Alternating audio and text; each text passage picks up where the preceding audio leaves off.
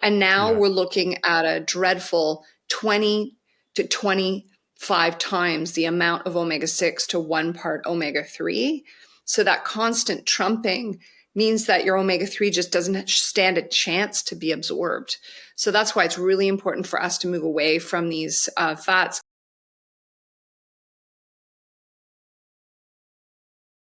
Welcome back to another episode of the Peak Performance Life podcast. Today, I am very excited to have a special guest that is going to be speaking. She's an expert in a topic that is very near and dear to my heart because I had to figure out how to lower inflammation in my body. And I wish I had the resources that she shares and that we're going to talk about today on this podcast. So we have on the line Julie Daniluk, and Julie is a registered nutritionist and host of Healthy Gourmet, a reality cooking show aired in over 70 countries. She's a highly sought after anti-inflammatory expert and speaker, and she's an award-winning author of 4 best-selling books, including the #1 National Bestsellers, Meals That Heal Inflammation, Hot Detox, and her latest, Becoming Sugar-Free. After graduating from the Canadian School of Natural Nutrition and the Institute for the Psychology of Eating, she studied culinary arts at George Brown College, herbalism at Emerson Herbal College, and life coaching with Tony Robbins. Julie's passion is to speak in venues around North America where she blends her skills and experience in fun and positive ways to provide breakthrough results with her audiences. So Julie, thank you so much for joining us here today. Oh my goodness, I'm so honored. Thank you. Thank you for this chance to just connect on this passionate topic because we both had this life crisis that led to a breakthrough. So that's the beautiful thing is that we can turn, if anyone's out there dealing with a crisis, know that some beautiful breakthroughs are often just a change away for sure. Yeah. Just to piggyback off that as well, and I obviously want you to share your story about how you kind of learned about healing yourself through lowering inflammation in the body.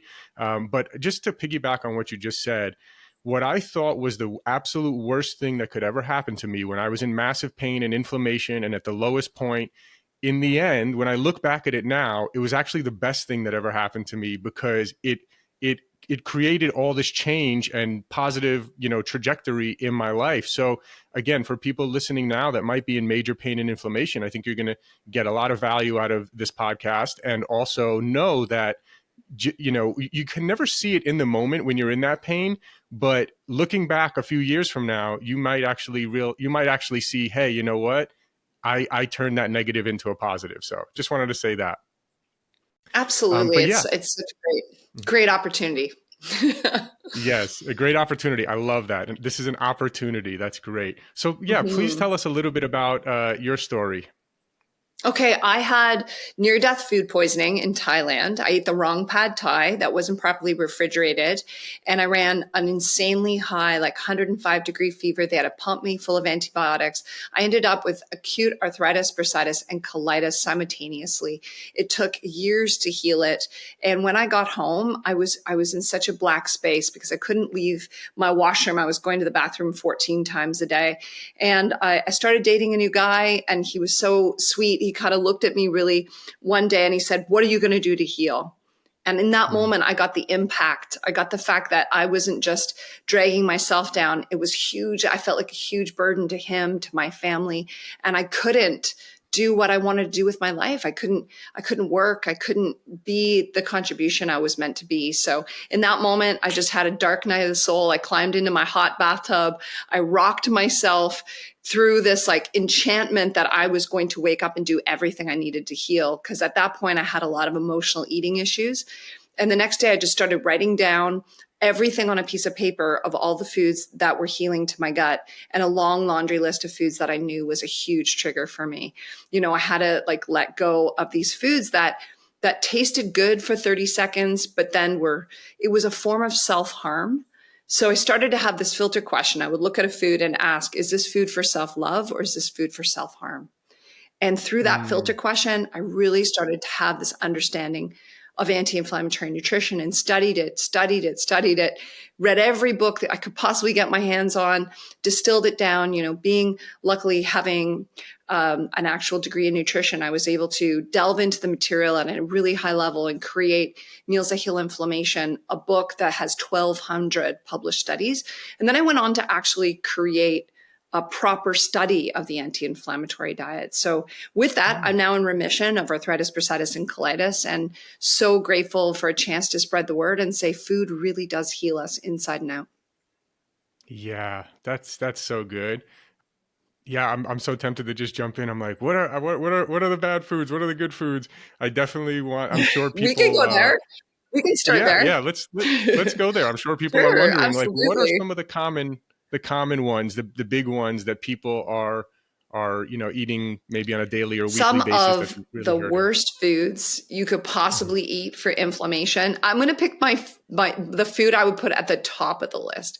It's going to be a donut. And the reason Yeah. why the donut wins the award for the worst food is because it's white flour and sugar that spikes your blood sugar really, really high, which creates glycation of your cells, which causes terrible inflammation.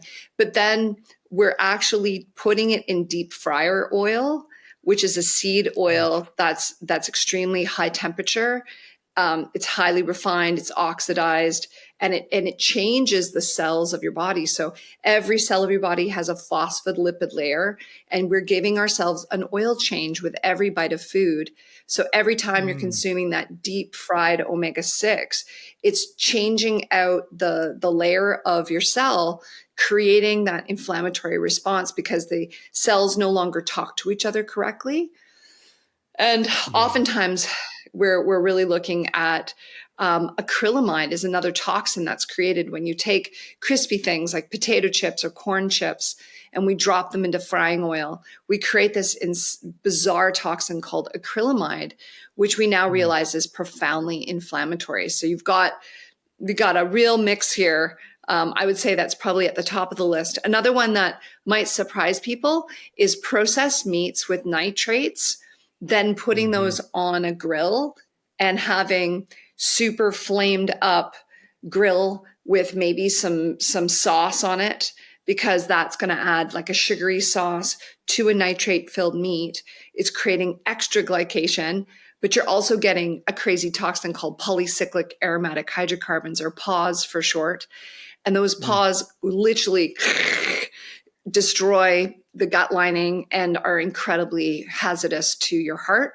So I would put those kind of really high on the list. And then if I was going to round it out with another food that might surprise people, one of the craved foods on the planet is actually ice cream because it's the closest thing to human breast milk when you break it down Mm. nutritionally. So if you look at it, it makes sense because it's very high in sugar. It's got the same amount of protein, the same amount of fat. So that is so much more attractive when you consider human milk is twice as sweet as cow's milk. That's why we go for the ice cream. And it's just so immediate. You know, you're stressed and you're like, mama, I need some comfort. And you run to that ice cream cone. And that unfortunately just is horrendous for our gut lining. The traditional Chinese medicine calls it triple yin death. It's cold, it's mucus forming, it's an allergen, and it's full of sugar that's really aging you. So there you Wow. go. There's Yeah. sort of like the top tier ones. But the good news is there's a direct substitution for every single one of those. So we can make like absolutely heavenly breads, muffins, cookies that are using flours that don't spike your blood sugar, moving away from sugar, instead of sugar, using monk fruit, which is a great Yes. sweetener that truly balances your blood sugar. And then when we look at ice cream, there's Nice Dream, where we're using banana, we're using fruits that are really packed full of anti-inflammatory ingredients. Put a couple drops of the monk fruit in there to potentize that sweetness because we all crave that. And you can make an incredible frozen dessert that's super addictive too. Nice. Nice. Yeah. I wanted to ask you, um, so when you said the nitrates, like the meats that have nitrates, I think about like bologna, salami. Obviously, there may be some types of bacon that are healthier and better than others, but like your traditional bacon that you get probably in the supermarket, right, is full of nitrates. So obviously, cooking those on high heat, even just in general, though, like bologna and salami and like cold cut, especially cold cut red meats like that. I don't know. I haven't had any desire ever since I got my body healthy and in tune and craving healthy foods. Whenever I look at those, I'm just like, oh, those are just, I can feel that they're like not good for you. Are those some of the ones that you're talking about with nitrates?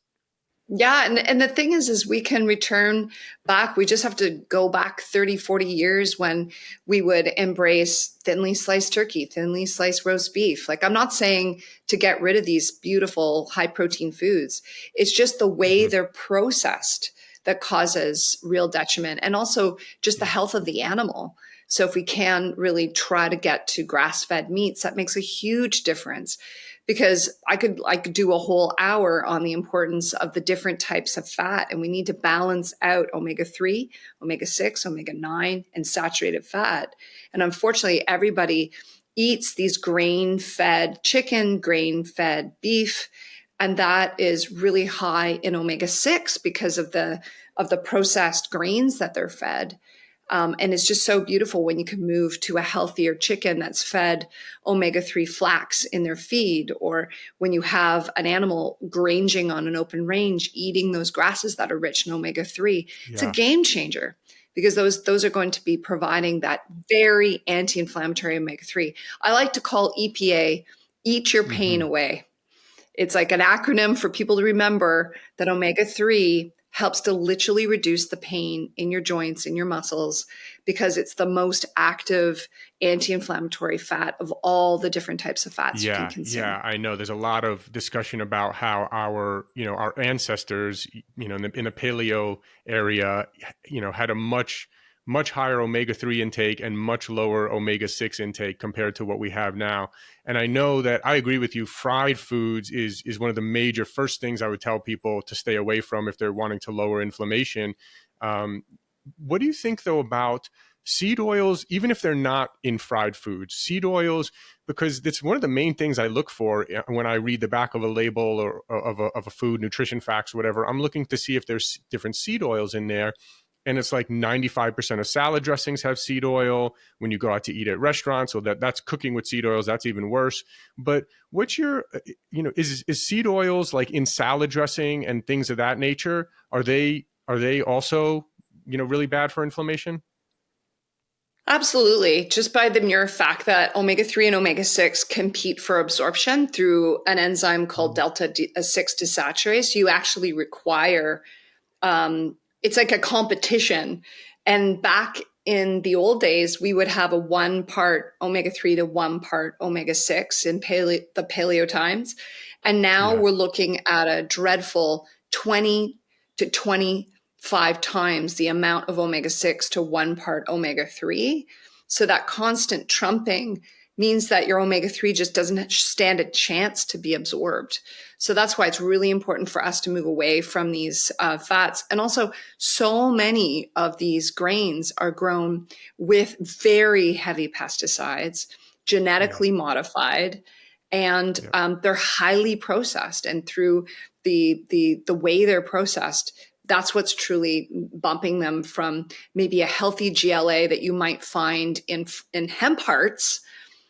That's a healthy omega-6, moving them Mm. over to, they convert very easily into an inflammatory trigger called arachidonic acid. And arachidonic acid has a real propensity to drive inflammatory markers up. So that's why we want to Yeah. move over to as many omega-3s as possible. And unfortunately, omega-3s are so unsaturated, which is a benefit. But if you consume them rancid, how many people have you met? You go into their house, they think they're doing good, but keeping their flax oil out on the counter.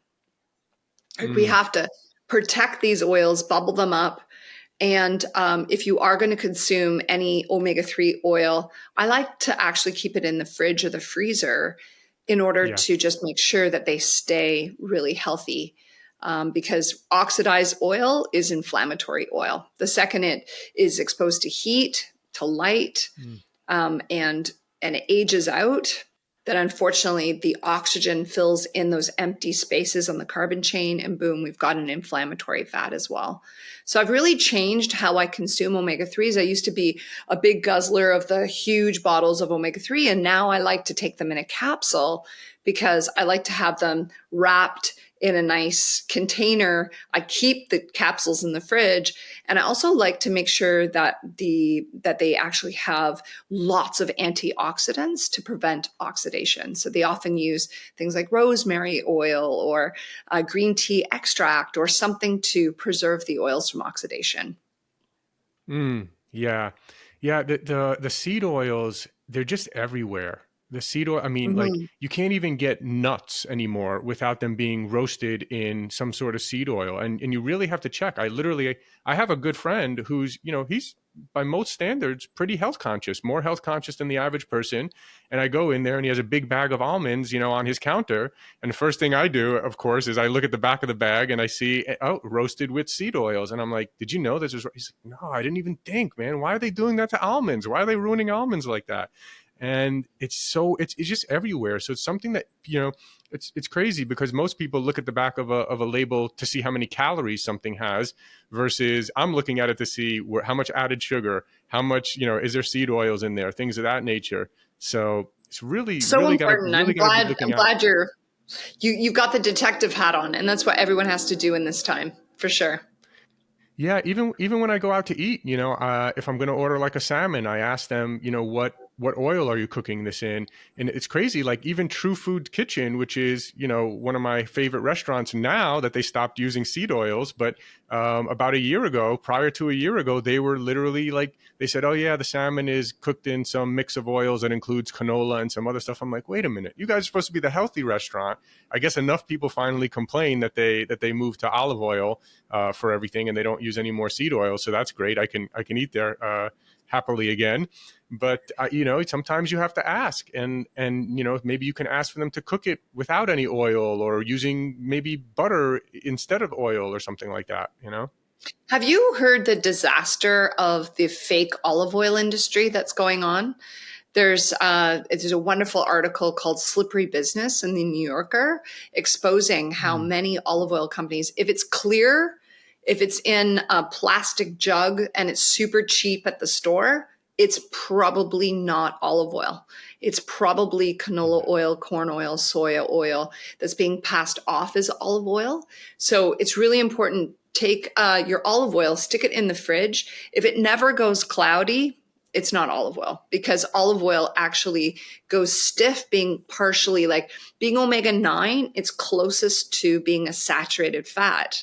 So similar to butter that goes solid in the fridge, it should go cloudy in the fridge because it's moving towards being thicker, right? And then the other way you Yeah. can know is often when you taste it, you should taste that's a little like if you're actually tasting the oil. That doesn't work for frying things, but you can Right. taste the olive taste, and you can smell that it's grassy, because the highly processed oils that are extracted with hexane actually have a paint thinner sort of taste in the back of your throat, and they have a strange a strange smell to them that you can tell they've been extracted with harmful additives.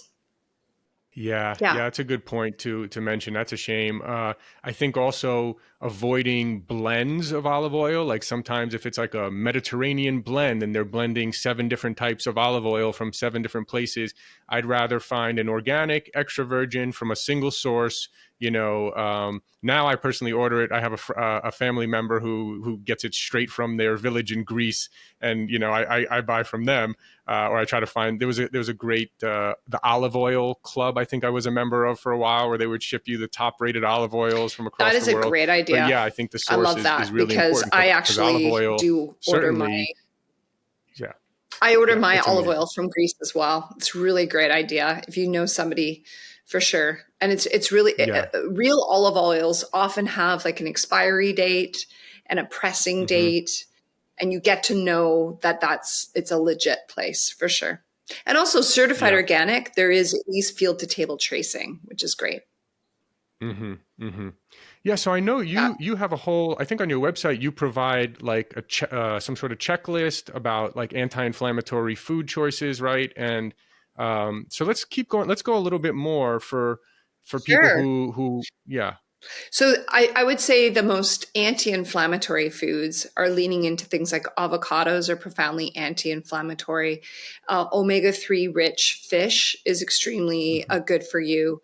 And I really love the grass-fed beef. And then moving into the veggies, like, oh my goodness, where do I start? There's arugula, which is so good for you because that Mm. spicy, wonderful green is a cruciferous veggie. So that's going to help Mm. eliminate a lot of toxins because the sulfur helps to run your sulfation pathway in your liver. So it's just wonderful for you. And then moving on to cucumbers are great. They're actually a melon, which is really easy to digest and it's full of water. It's hydrating. It's super low carb. So that's really important because if there's anything I've learned from my 20 years of being a nutritionist, it's the fact that we must balance our blood sugar. We have to rein in our blood Mhm. sugar. I really recommend everyone just slap on a 2-week blood sugar monitor and start tasting all your foods and watch your blood sugar go up or down. It's fascinating. And if we can really learn what our personal triggers are and stick to those lower carb foods to fill up on, it's a wonderful way to get through your day with a smile. Because when your blood sugar is nice and balanced and you have enough B vitamins, because all our dark leafy greens, they provide a ton of our B vitamins, especially folate, not to be confused with folic Mm. acid. Folate, being that vitamin B9, is extremely important for hormonal balance, very important for our mental state, along with vitamin B12, which you can only get from animal sources. I really find those two are key for our mental health. And then I'm going to also throw in the avocado and bananas are both a source of vitamin B6. And vitamin B6 is Mm. excellent for helping estrogen metabolism, which is actually important for both men and women. Because if our estrogen goes too high, then if we're estrogen dominant, both men and women can deal with a lot of inflammatory issues. And that's why a lot of women actually deal with more inflammation than men do, is we have such Mhm. hormonal havoc at a certain point in our life. So eating a lot of these dark leafy greens. So of course that's if I get into the cruciferous family, it's massive. So we've got our mustard greens, we've got our radish family, we've got maca, we have an amazing amount of like broccoli, cauliflower, all those foods are so dear. And if you're someone who doesn't digest some of them because the sulfur can be a little intense, just definitely steam them down and then add a Mhm. delicious high quality olive oil sauce. I have a heart healthy sauce in the book. I have tons of dressings, like a goddess dressing, an anti-inflammatory dressing, and putting that on at the dinner table, all of a sudden those veggies are addictive because it's all about the sauce. I've learned if you have an insanely tasty sauce, then the rest is the delivery system. So if you have zoodles, for example, I love zucchini because you can noodle it, and then all of a sudden Mhm. you've got a super low carb, easy on your system summer squash that is just so delicious, tossed with pesto, tossed with a nut butter sauce, like a Thai sauce. And those are amongst my favorite things to make for my family. And I know that they love it in the moment, and they're going to love it tomorrow when they feel great. Yeah, yeah, those are great. I did want to ask you about, because I did actually recently wear a continuous glucose monitor for a couple weeks, and and it seems that low inflammation diets do tend to be lower carb, right? You're not eating the breads and the pastas and the fried foods, right? Obviously, you're getting some carbs from vegetables and things of that nature. But for me, wearing the CGM, I noticed, like, for example, bananas that you mentioned, and then also like sweet potatoes, even for example, right? Which I was like, okay, yeah, I need to start taking in more carbs because I'm lifting a lot of weights and stuff. But wearing the CGM, after wearing the CGM, I've really gone even back to being kind of even lower carb again. I incorporated some carbs. Now I'm back to lower carb, just seeing how my body reacted. And I think other friends of mine were not as sensitive to carbs as I was, and I think that's the beauty of using a CGM because each person is different and you'll get different insights.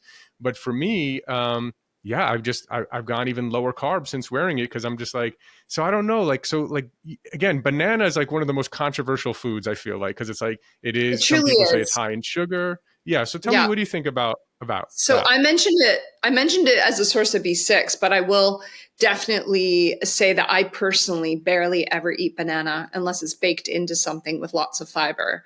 So I found it really interesting. You and I are probably, we're not 20 anymore. So our insulin sensitivity unfortunately goes down. We're not truly insulin resistant because we're working so hard on ourselves. But if you are creeping up in years, you've got a really high probability that you don't have great insulin reception. So your insulin, it's got to be received by every cell of your body to let the sugar go inside the cell to be burned as fuel. And if it hangs out outside the cell, and that's what we see when the blood sugar goes up too high, it's sitting outside the cell too long. That's where you create massive inflammation because it glycates that cell, breaking the communication between the cells, ratcheting up those inflammatory markers. So I agree with you. If you're having sharp rises in blood sugar, you have to moderate that, because I can't believe I've been an anti-inflammatory nutritionist since 1999 is when I started my personal journey. And I cannot believe how much I have to watch my blood sugar. What if I had just pulled the ripcord and had sugar for the last 20 years? What I think I would definitely be type 2 diabetic, because when I was a teenager, I had terrible emotional eating issues. So I probably broke my metabolism at that point. And now we're just playing catch up. So everyone should wear the CGM for at least 2 weeks. That's typically how long they last, just one trial, and just eat all different types of foods, because everyone has different triggers. So I don't do well with root vegetables either. And I certainly don't do well with flour. And your blood sugar can go higher than if you were to actually eat table sugar or a piece of fruit, which really surprised people, that something that is starchy can break down into sugar right in your mouth. In just a few seconds, you can turn any carb, any of these starchy carbohydrates into sugar because of your digestive enzymes. So we got to be super careful. But the good news is there was a recent study that shows you can moderate your blood sugar by changing the order in which you eat something. I actually did this personal experiment where I ate a gluten-free bagel, and then I had eggs with pesto, and then I had a salad. I ate it in that order. My blood sugar went up to 8.5. But then the next day, I actually ate the eggs, then with some pesto, then a salad, and then I had the bagel. And just changing the order, I couldn't believe my blood sugar didn't go up over 5.2. So the Wow. order in which we eat things plays a massive role in how our body responds to it.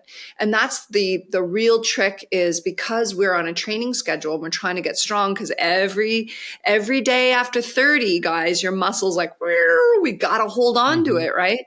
So that's why we really, if we're going to eat carbohydrates, they've got to be after we've had protein, fat, and fiber. Protein, fat, fiber, protein, fat, fiber. Those are I consider them, I call it 3 food interference. It's like you're hitting pylons before a car crash. So if you're Yeah. going to crave that food, you get so conscious about the fact that, okay, I'm going to have maybe that treat, but it's got to be behind these 3 good foods so that I don't have the dietary fallout of that food choice, which is amazing. Yeah, that's a really, really great point. So yeah, eating the protein, fats, and veggies, and the carbs last. The restaurants have it completely backwards, giving you a bread basket before the meal comes out. That's just the absolute worst thing to do. First of all, you're there at a restaurant to eat good food. Why fill yourself up on bread, and spike yourself? And yeah, they got it backwards. That's for sure. Another thing that I've Uh, done at a restaurant, because I teach people how to eat out at restaurants, is I mm, order, because everyone has it, a ton of cucumber. So get the dip, oh, get the tapenade, but order it with just say, and they'll often charge you $1 or $2 if they're really stingy, but they're going to give you half a cucumber sliced up. And now you've got a dipper that's going to taste incredible with your dip. That's going to be the perfect appetizer before your main. I love that. I love that. I love that advice. Let's hear what else. Let's hear some more. What are some tips then for eating out for people? Or yeah. Let's do that one. I Another like thing that. that I have done that might seem a little hardcore is I carry Herbamare, which is like a seasoning salt, in my purse because it's unrefined salt that's been tested for plastics and heavy metals, and then it's got 12 anti-inflammatory herbs. So it's got the basil, the rosemary, all those wonderful things in it, and it comes in a little tiny packet about this big. You can also get real salt from Redmond's, which is tested Yeah. for microplastics, which is fantastic that it's 65 trace minerals and it makes you feel so grounded, so good. So I keep that in my purse at all times. So I actually asked them to leave the dressing on the side. Somebody might try it at our dinner table, but typically, let's face it, it's almost impossible to get a salad dressing without canola oil. So I have been known to just say, hey, can you just give me olive oil? If I know, like when I dine at an Italian place or a Greek place, you know they're using olive oil, and say, okay, I want a side of olive oil and two cut up, like just a whole bunch of lemon wedges, and you squirt that on your salad, and you'd be shocked at how delicious making your own eat. It's like an instant dressing. You've just made it with oil, lemon juice, and seasoning salt. Ridiculous how good it tastes. It's like you're back on a patio in Italy. So wonderful. I love that. I do the same thing as well. It's just crazy. Like they ruin salad, like, come on, how do you ruin salad? Salad's supposed to be the healthy thing, but they just figured out a way to ruin salad with the dressing. And so I do the same thing. I use Redmond real salt as well. I haven't heard of the other one. What was the name of the other one with all the herbs in it? It's called Herbamare, and it's created by Vogel in France. And it has 12 anti-inflammatory herbs in it. And it just tastes incredible because it's got the rosemary, thyme, sage. I feel like I'm about to sing a Simon and Garfunkel song, What is that song? It's like parsley, sage, rosemary, and thyme. And then it's got like marjoram and tarragon and you name it. It's got it all in there. So it's really cool. How do you spell that real quick? Herbamare. So it'd be herb and then and then AMARE or something? Yeah. We Okay. can Okay. Yeah, I know Cool. that they have it from 1 pound jugs for home to little tiny cute little packets for your purse. So, I and in love your that. I case, need a your travel computer packet. bag. Yeah, I would love a travel packet for going out to Yeah. dinner because I don't bring my salt with me, but I would love to. And a lot of times I'm just using olive oil there. So yeah, that's a really Yeah. good tip there. Also, earlier we mentioned about the CGM, the continuous glucose monitor, and how everyone should do that for a couple of weeks. I did want to mention, I don't know if you have a resource. I've heard of 2 companies that I know of where people can get one without like an official doctor visit. Do you know any? Yes. I actually figured out a hack on how to get. I don't know if I should mention that. I figured out how to get a promotional one, but they are available through Freestyle Libra is the name of the company. And Freestyle Libra, extremely easy to apply, works really well for 2 weeks, very accurate. So yeah, I do like those ones. Yeah. In the US, I know there's NutriSense, which again just uses a Freestyle Libre CGM, but I think they add some additional app or something where I'm not sure of the extra benefit. Actually, I think they're just overlaying their app on the regular Oh yeah. Freestyle Libre, and then but I think they maybe make it a little bit easier to disseminate the information or see your spikes or something. But you're going to pay a premium for that. So NutriSense and then Levels Health was another one, and they actually use a Dexcom CGM. So that's the one I was able to get. So for most people who don't want to go to a doctor, who if you're healthy already, if you're pre-diabetic or diabetic, your doctor should give you one, and you can get it that way. But yeah, I agree; those are really important as well. Really good. We want to look at Go ahead. Your HbA1c versus just your fasting glucose, because so many people will be really good the day before they go for their blood work and they might have a reasonable blood sugar. But if we look at that overarching 3-month blood sugar measurement, which is your HbA1c, if that comes back high, it means you really are close to being type 2 diabetic. And anything close to the line, anything in the high 5s, I get really nervous about, and people need to rein it in. Yeah, that's So yes, I agree, and that's something that I got my HbA1c, with my blood test results, and I was a little concerned. It wasn't, I can't remember exactly what it was. It was in the low fives, I think, low to maybe getting up to close to the mid fives. I think maybe 5.4 one time, and that's when I was like, man, what's going on here? Like, and I eat really healthy too, and I don't eat sugars or desserts, so I think it's something you really have to watch out for, and really pay attention to that marker. And some people, maybe like me, I'm not sure exactly what it is. I'm actually trying some different, maybe you have some advice. I'm trying a couple different strains of probiotics that I heard could help. I'm obviously lowering, I'm not eating the sweet potato as much as I used to. Maybe on high, really intense workout days, I'll still, incorporate some sweet potato. But other than that, I'm just going much lower carb. And yeah, I can see that the spikes are definitely much lower. So we'll see on the next blood test on the HbA1c, very important marker. I would really encourage people to experiment with circadian rhythm fasting at the very least.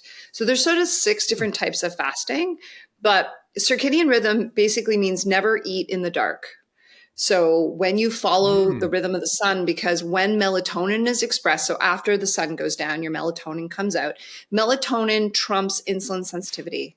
So all of a sudden, any carb you eat at night is going to impact your blood sugar. It's going to impact every single cell of your body is going to get more attack and more inflammation. So basically, I've just stopped eating all carbs at night. If I'm really hungry, I might have some coconut yogurt with a little bit of monk fruit in it, or some macadamia nuts, because those are so satisfying, and they are like butter balls. I absolutely love them.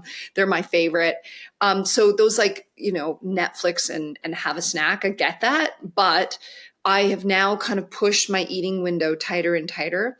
I'm now been using the Zero app for 1,800 days. So minimal 12-hour fast, because that's so easy. Anybody can stop eating at 8 o'clock at night and start eating at 8 o'clock in the morning, right? Yeah. But the circadian rhythm is 13 hours and then moving it out, pushing it out, and a couple days a week doing longer fasts. But you just have to do it on your day off from working out. You would never want to do intensive fasting because you're ripping down and doing autophagy at the same time as trying to grow your muscles, which is a recipe for injury. So I really like my days off. I do a slightly longer, and maybe I'll also consider sauna for getting my insulin sensitivity up, because it's really beautiful to see that the sauna and yerba mate are the 2 things that have been shown to increase your glucagon production. Your glucagon and your insulin are battling hormones in your body, right? And you can only make glucagon in the absence of glucose. When your insulin is down, that's when the glycogen gets to really, your glucagon gets to shine. So we want to focus on a few opportunities where we fasted out enough that there isn't the carbs, and your ketones can actually come up a little bit. Not that I believe everyone has to go on harsh ketogenic diets. It's kind of a little hard on your bowel and your gallbladder to live exclusively on fats, but it is good to play with your levels so that you have metabolic flexibility. I love that. I love not having my body constantly eating the same foods and getting complacent. When you can go into a fasted state and have your body make ketones, you're amazed at how brainiac you get and how you're able to do more. So when I'm doing a lot of podcasts or I'm doing television, I love to actually get into making ketones to fuel that, because you can tell the brain inflammation is way down. That's really great. That's why anybody with epilepsy, Alzheimer's, any sort of brain inflammation, they're going to do really well on a lower carb diet. Yeah, really good point. Really good point. And I mean, look, it's the same. A lot of the same foods that cause inflammation are also for other, in case you didn't have enough motivation to live longer and avoid diseases and not have arthritis and other kind of, many autoimmune diseases and things like that. If that wasn't enough motivation for you, it's also the same foods that cause inflammation are the same ones that cause you to gain weight and the same ones that cause you to drain your energy. I think, I wanted to Is there anything I wanted to ask you about, like the low, like the low FODMAP or whatever, those kind of foods? I never really looked too much into Mm, it, but you hear a lot about like tomatoes being a nightshade or other different types of foods. Do you recommend people sure. do any type of like food sensitivity thing, or is there anything people should look out for there? Mhm. Yes, so a big part of my book, Meals to Heal Inflammation, is doing an elimination plan for like 8 weeks just to see what your personal triggers are. You can do some blood testing if you have, there's kind of three phases. So you've got food sensitivities where you're just sensitive to a food, or maybe you don't react well to an anti-nutrient in the food, like the alkaloids in nightshades, or you don't respond well to lectins, or you don't respond well to oxalates. So I cover off all those anti nutrients. And then you also want to see if you have an intolerance because you don't split the food down. So if you're missing lactase, for example, that's the lactose digestive enzyme that splits lactose into galactose and glucose. If you do have lactase, well, by all means, like you're having something that's really joyful, super creamy. But if you're intolerant to it, now you're creating major digestive inflammation because your bowels are not breaking a food down. It's feeding the wrong type of bacteria, creating bloating, gas, distension, pain in the digestive system. So that's why we really want to look at your intolerances. And then the last but not least is food allergies. Like I ate almonds for years thinking that they were the perfect food. I made how many muffin recipes where I substituted out almonds. And then I realized, oh no, I've grown allergic to, like legitimately allergic to almonds. Like with a blood test, you can see my antibodies.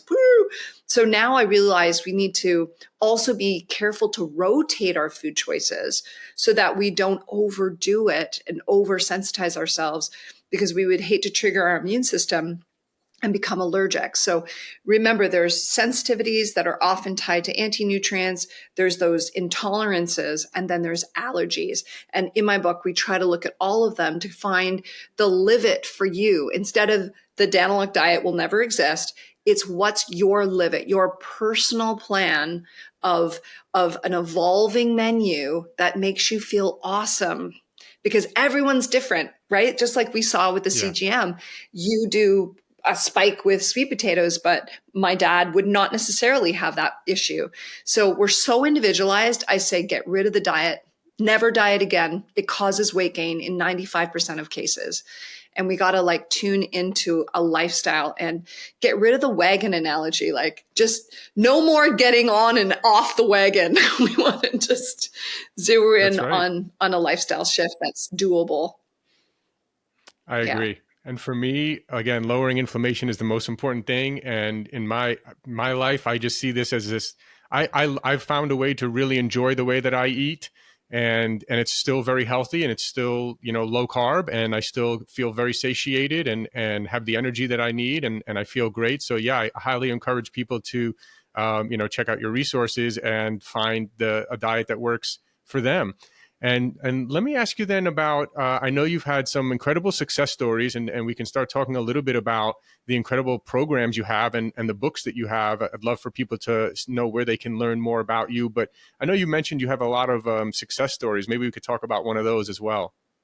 Sure, I have a great success story. I had a woman in her late 50s come to see me. Her name was Marg, and she was 300 pounds, and she was in so much pain. She couldn't really play with her grandkids correctly. She couldn't like run up a flight of stairs. Her life was just, she felt like she was on the sidelines of her life, and she had a big dream. She wanted to build a library in Africa. But at 300 pounds, she needed a double seatbelt extender, and the flight over to Africa was extremely laborious and painful for her. So she had high motivation, right? You always want to create your why of why Mm. you want to reach that goal, because that real why is going to activate the goal for sure. So she put it out in front of her. She really changed how she was eating. She started to move. We really worked on her. And within 1 year, she lost well over 100 pounds. And I recently got a letter from her that made me cry, because she said, Julie, not only has this whole thing changed my life, not only am I able to build my library in Africa and arrive and have 15,000 books that I had donated arrive and be there in Africa, but yesterday I ran half a marathon. Wow. And I was like, what? How did a woman in her late 50s run a half a marathon who was literally in such severe inflammatory state? And when I see someone like that, I think to myself, anything is possible. Please believe that you can move through the trauma that you've dealt with and the obstacles that you have to have an extraordinary breakthrough in your health.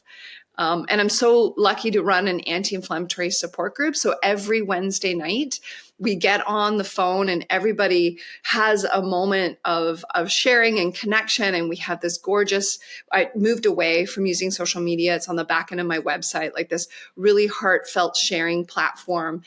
So we run this anti-inflammatory support group called Thrive Hive, and you just go to thrivewithjulie.com if you want to check it out. And it just makes me so happy. So thank you for letting me talk about Marg, because she chokes me up every time. Yeah, it's an incredible story. And I know many people as well who, again, once they went on an anti-inflammatory style diet, miracles happen to them, healing things that people think are, permanent things even. So for people who maybe don't quite understand, because inflammation covers so many things that I'm not quite sure everyone fully understands. Like someone who has arthritis may not realize that that's an inflammation problem. They just might think, oh, I have arthritis, I have this disease or whatever. What are some of the most common things that, maybe someone who maybe has one of these conditions would want to join? Sure. That So we've group? got arthritis, bursitis, colitis, diverticulitis. I could build in a rap song from every itis. Every single issue that has itis at the end is an inflammatory disease. And then compounding that, you have all the hidden inflammatory conditions. So you've got mood disorders like depression, anxiety is tied to inflammation. You've got Alzheimer's, any memory loss, dementia, very tied to inflammation of the brain for sure. And then you've also got heart disease, we now realize completely caused by inflammation. So there's sort of 5 cardinal signs of inflammation. There's heat, swelling, pain, heat, and loss of function. And it's the loss of function that most people don't connect. And it is an inflammatory symptom. So if you all of a sudden don't have the capacity, if you're losing, if you're winded, if you're exhausted, if you can't move with the same fluidity, know that that's actually an important sign of inflammation that most people ignore until it's too late. And that's why it's so important for us to really get your inflammation tested. Go to have the support you need to know where your baseline. I always say, wherever you are, get a snapshot. You're at a crossroads, and any point in your life, you can start on the right path to health. That's right. That's right. Julie, this has been amazing. Where can people find more information about that support group and other coaching programs and your books? Great. So my main website is my name, juliedaniluk.com, but I also have hotdetox.com if you're interested in detoxification. And I also have thrivewithjulie.com, which allows you to really get to know our Thrive Hive, our amazing support group, and that just lovingly supports you. You get movement coaching, yoga coaching, herbalism, life coaching, and nutrition. So there's 5 experts in there that surround you to ensure success. So thank you for letting me share about that. Absolutely. I'm really happy that you're doing this and helping people. This is something very near and dear to my heart. And I think that having this support is just incredible for people, and it's extremely important. So I highly encourage everyone. I even tell people, most of the people who are walking around with back pain, knee pain, shoulder pain, if it's not some acute injury like you were in an accident or something, if this is chronic back pain, shoulder pain, knee pain, I see this as inflammation. right? I see, Yes. all the things that you spoke about. So many people are walking, every major disease, stems from inflammation. So the sooner we can realize that and, get the support we need, the better off we're all going to be. So thank you so much for what you're doing. I really enjoyed this podcast, and hopefully we could do it again soon. I'd love that. Thank you for creating the sandbox for us to all play in. Thank you for creating this podcast. It's awesome. Have a great one. Thank you. Thanks for listening. If you enjoyed the episode, can you please leave us a rating or review and subscribe? I've realized that while we have actually increased our downloads a lot, we're actually getting a lot of downloads, which I'm really happy about. We actually have very few ratings. And I realized that I've never asked people really to rate much. So I'm asking you now if you could please rate and review and subscribe. And if you enjoyed the episode, please forward it along to anyone that you think will get value out of this. Also, if you haven't checked out our line of products at buypeakperformance.com, you get 20% off your first order. That's www.buypeakperformance.com. We have some incredible products, including our organic high-altitude coffee. If you don't know this, coffee is one of the most heavily sprayed with pesticides out of any crop. So it's really important that you drink organic coffee. We've gone above and beyond to source what we believe is the highest quality and healthiest organic coffee in the world. We're also famous for our organic green superfood powder. You can get 20% off of that as well at buypeakperformance.com.